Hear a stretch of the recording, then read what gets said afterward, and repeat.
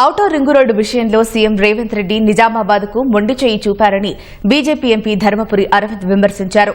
ఇందూరును ముఖ్యమంత్రి పట్టించుకోకుండా పీసీసీ అధ్యక్షుడు మహేష్ కుమార్ ఏం చేస్తున్నారని ప్రశ్నించారు.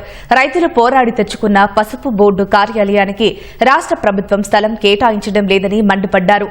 వచ్చే ఎన్నికల్లో కాంగ్రెస్ పార్టీ ఘోరంగా ఓడిపోవడం ఖాయమని జోస్యం చెప్పారు. ఇక్కడ యాది పెట్టుకో, మార్పు తెలంగాణ రాష్ట్రంలో, ఉమ్మడి ఆంధ్రప్రదేశ్ రాష్ట్రంలో కూడా, తెలంగాణ రాష్ట్రంలో కూడా మార్పు అన్నది ఈ ప్రాంతం నుంచి స్టార్ట్ అవుతుంది. ఇక్కడ మోసం చేసినాం అనుకో, రైతుల్ని గాని ప్రజల్ని గాని కలలు కంటున్నాడు ఈయన. 2034 గట అప్పటిదాకా ఈయన ముఖ్యమంత్రి ఉంటాడట. ఔటర్ రింగ్ రోడ్ ఇస్తా అన్నాడు, ఇప్పుడు ఔటర్ రింగ్ రోడ్ లేదు. ఖమ్మము, వరంగల్, కరీంనగర్ కి ఔటర్ రింగ్ రోడ్ అట. ఈయన ఎన్ని మాటలు మాట్లాడిండండి, ఎన్ని దేవుళ్ల మీద ఒట్లేసిండండి, దేవుళ్ళకే మోసం చేసిండు, ఇందూరు ప్రజలకు మోసం చేసిండు, పెద్ద ఆశ్చర్యం కాదు.